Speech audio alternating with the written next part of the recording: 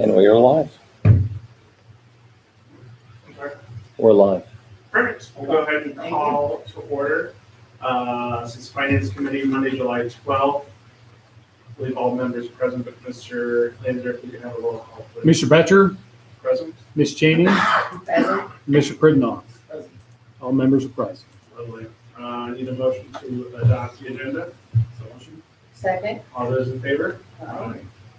Nobody registered to address the committee. We have minutes from June 14th. Do we have a motion to approve minutes? Make a motion. Second. All those in favor? Aye.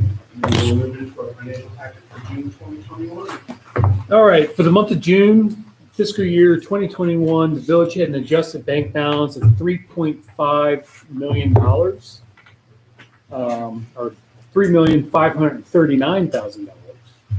Of this amount, $3,510,000 can be found in the village's primary checking account, and the remaining balance lying in several village police department trust accounts.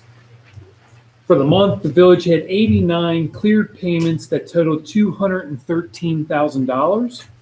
As for receipts, the village received 27 payments that totaled $203,000.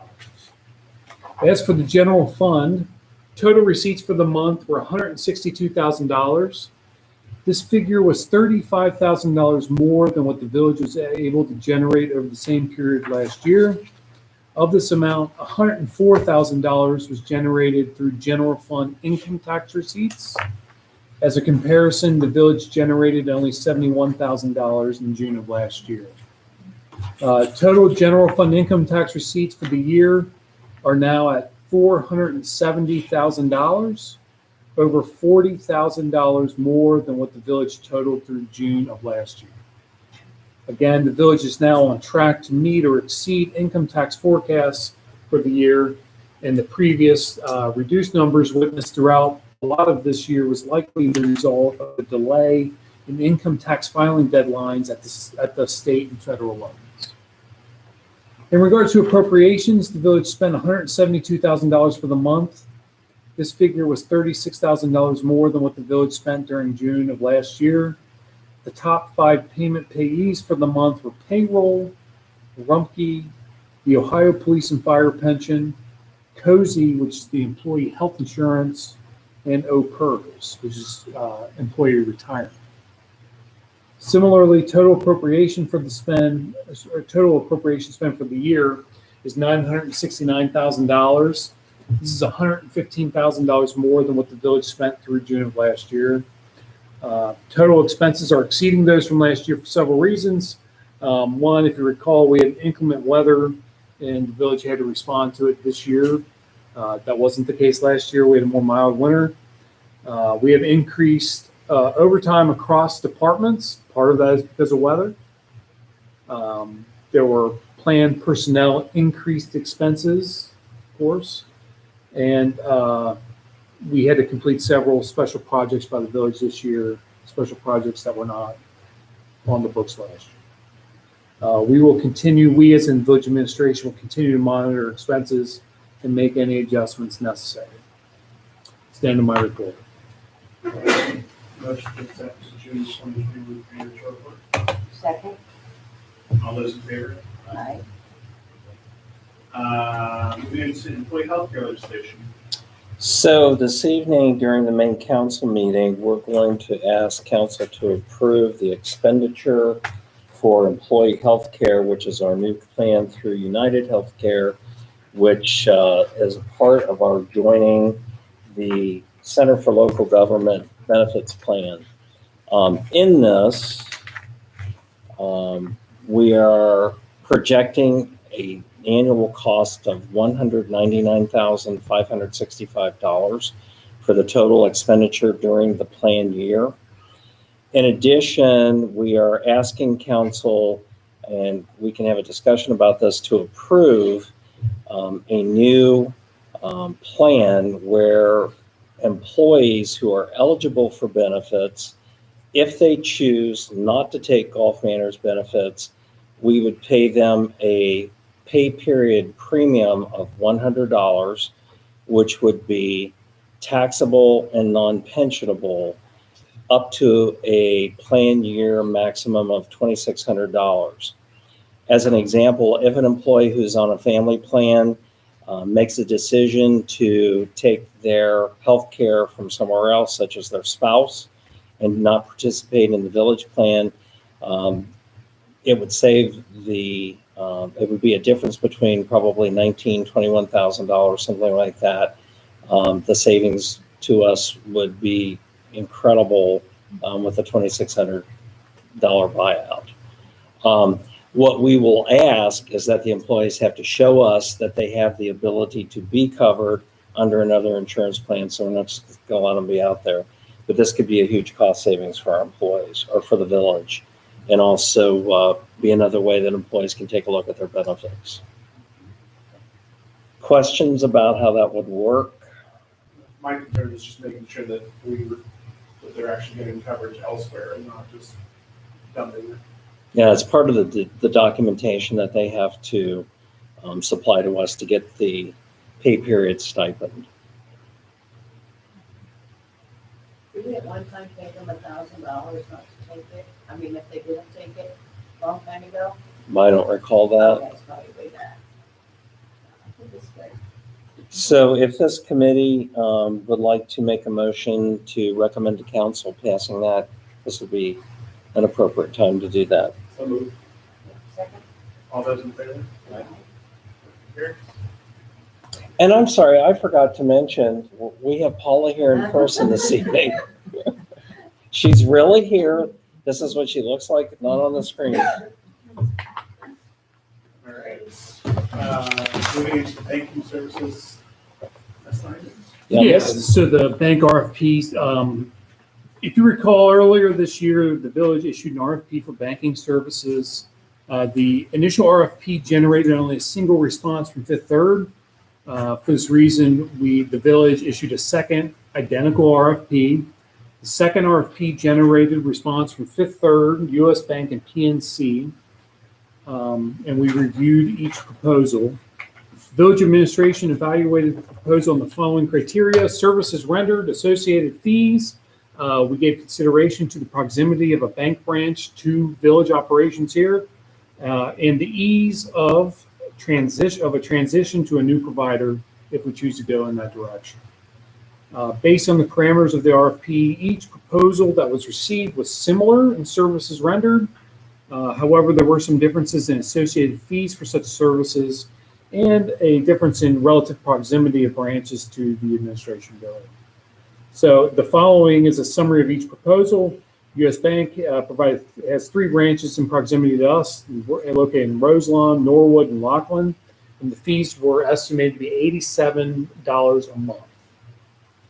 The PNC proposal, there are 2 branches, one in Norwood and one in Oakley, and the fees were $85 a month. And Fifth Third has 2 branches, a branch at the Seymour Banking Center and another in Carthage, and the fees were $301 per month. Given the existing relationship with, so we met with representatives from US Bank and Fifth Third, and we attempted with PNC to go over each of their proposals. Given the existing relationship with between the village and Fifth Third and the obvious discrepancy in fees, during our meeting, we requested that Fifth Third review their proposal. Fifth Third issued an updated fee structure of $103 per month. It's a huge discount from $301. And based upon the aforementioned evaluation criteria, I believe we, village administration, are recommending Fifth Third as the banking institution for this period. Now, it's a little bit more expensive than the U.S. Bank, but it's within the ballpark. It's a difference of $130 per year. The big issue is, I think, that we had was having Paula on and getting her trained up. We don't want to have to do that again right off the bat. So I think the increase, the $130 increase or difference between U.S. Bank and Fifth Third will be money well spent, especially in year one, making sure that village operations, financial operations, operate for the most part without any problems. Are these the only branches that we're allowed to use? Those are the branches that, we can use any branch we want. Those are the branches that they highlight in the RFP. So in our We asked what RFP, was we asked them closest. what was closest to us. Richmond's closer. Yeah. Okay. Well, there's actually a Fifth Third bank right over here right next to McDonald's on Reading Road. Oh, So, and that's the one that Anna has been going to lately, I that's a believe. Seymour? Yeah, Okay. yeah. So the other consideration too is that this would change the banking that the police clerk, Denise, would need to do. There is a cash operation that goes on there that needs to be closer and secure. And taking that into consideration, we feel that the closer is better in terms of going to Roseland or further areas out with deposits that need to be made. So does she take cash to the bank? Yes. Yes. Does a police officer go with her? It's not that large. It's No. it's in a secure.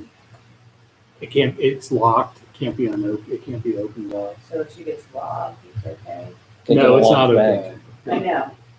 Well, because Seymour, and that's where that person was robbed over there. That's the reason I'm The saying that. cost for someone to come pick up the little amount of cash would be astronomical.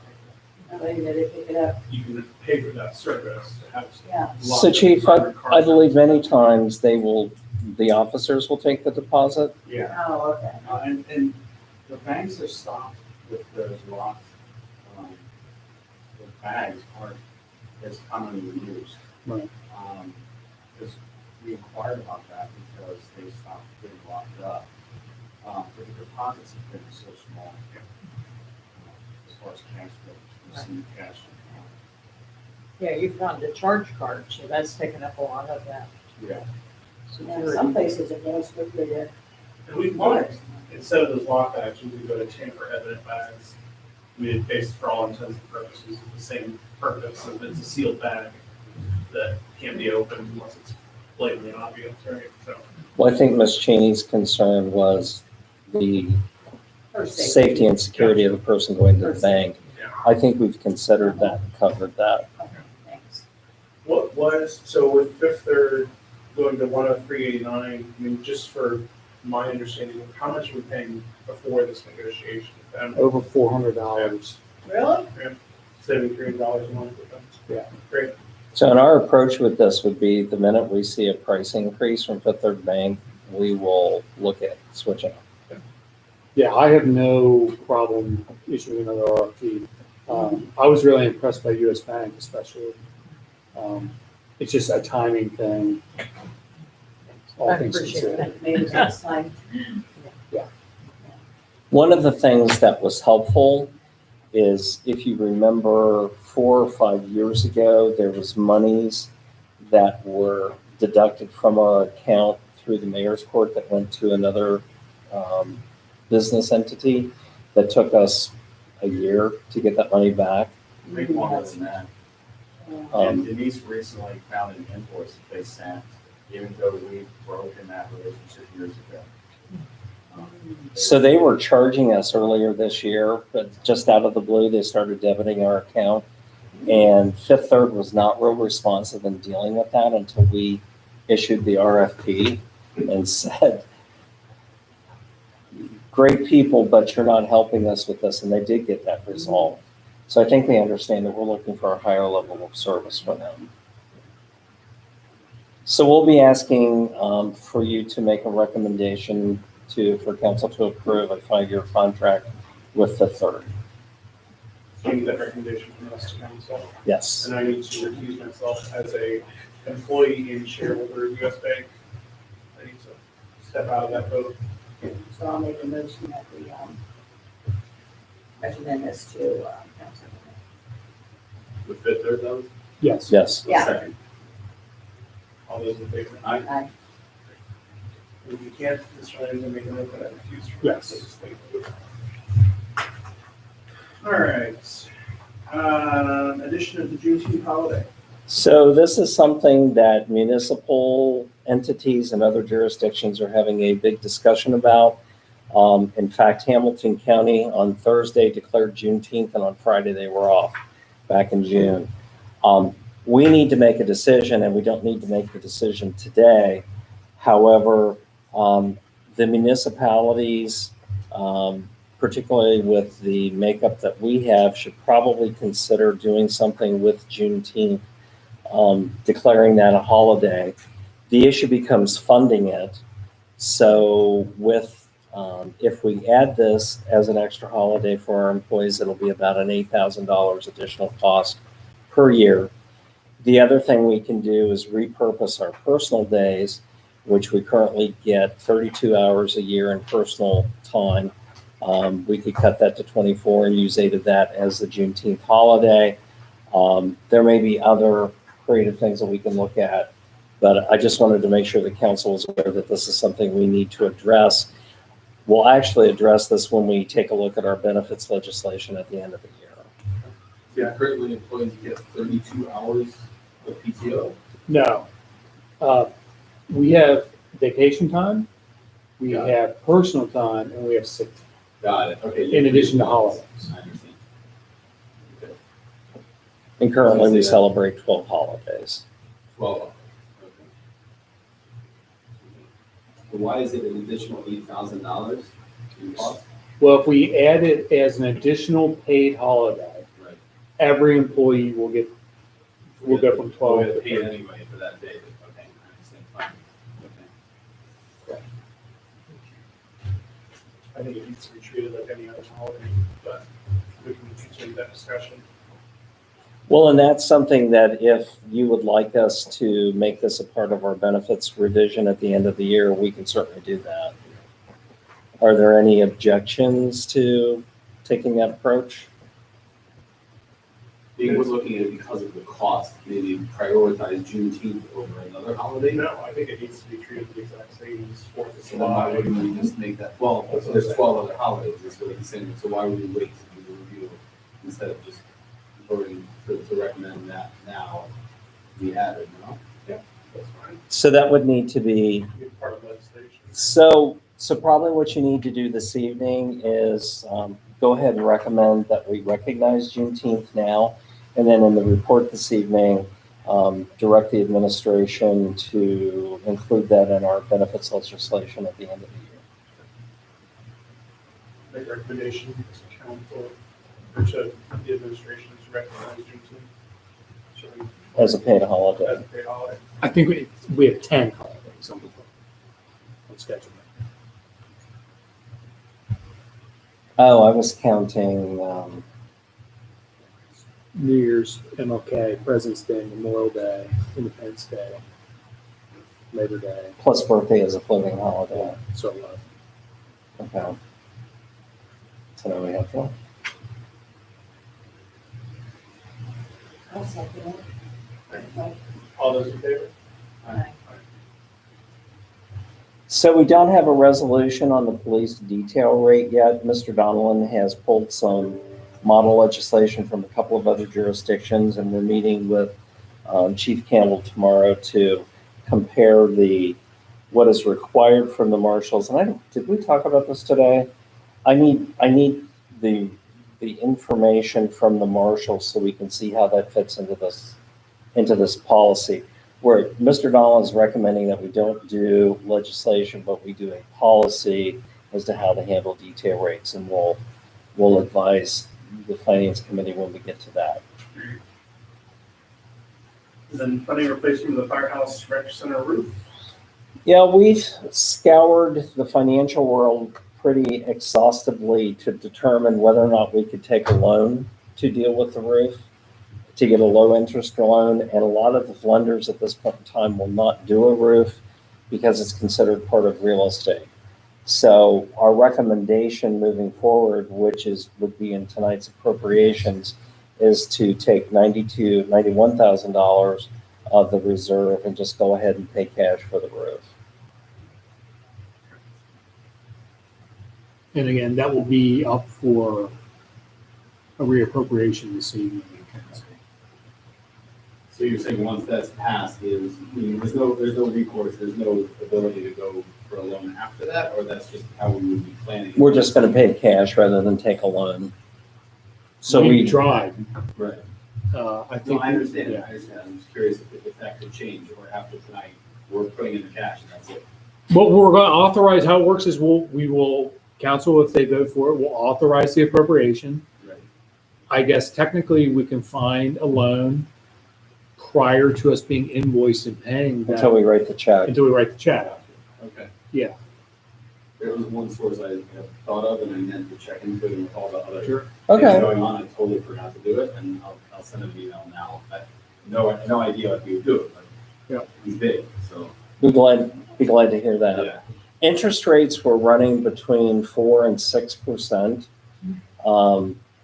But we never really got that nailed down because nobody said that they would actually do it. Right. And I think the 4% and 6% sounded very high. Well, especially for how much cash we're sitting on making absolutely nothing. We're not gonna have money in the STAR program. It makes no sense to have cash at probably below 1% and then borrow at 4 to 6%. Right. We're literally losing money by sitting in cash.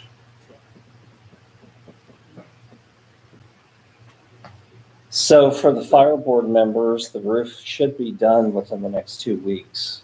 And that was an issue for our tenant there. So I would encourage you to make an announcement at the board meeting that we have resolved that issue.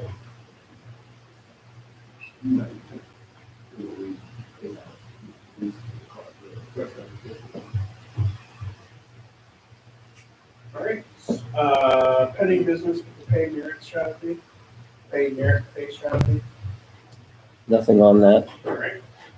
Old business audit for 2019 and 2020. Yeah, so we have the audit scheduled for July 28th and 29th, or is it 27th and 28th? 27th and 28th. They will be on site over those 2 days, and hopefully that's all the time they need to complete the audit. Paula, myself, and Carolyn are working on a document list that they've requested. We're making good headway on there, so we should be ready to go on the 27th and 28th, and hopefully they don't find any issues and it's relatively painless.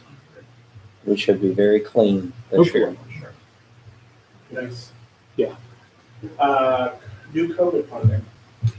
At this time, we still don't have any additional direction.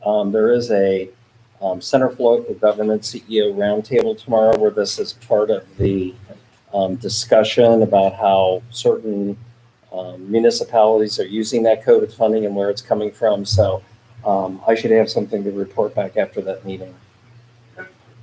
That is the end of the agenda. Next committee meeting for finance is scheduled for Monday, August 16th at 6:30. By the motion to adjourn.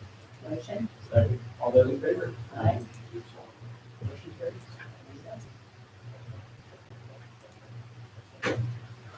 And we are closed. Great.